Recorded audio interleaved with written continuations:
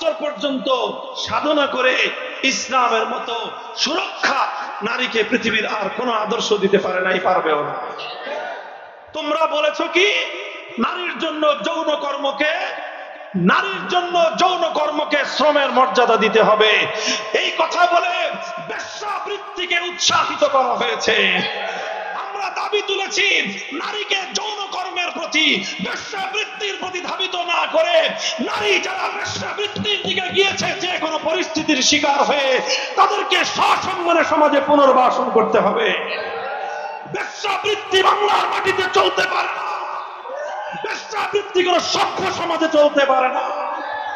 আজ পশ্চিমা সমাজ থেকে, ইউরোপিয়ান ন্যাংটা সমাজ থেকে, ইউরোপ এবং আমেরিকার উলঙ্গ সমাজ থেকে আমার বাংলাদেশে উলঙ্গ সভ্যতা যারা আমদানি করবার চেষ্টা করে, মুসলমান তৈরি হও, মাথায় কাফনের কাপড় বাঁধো, প্রয়োজনে আবার শাপলা চত্বরে যেতে হবে, আবার শাপলা চত্বরে যেতে হবে।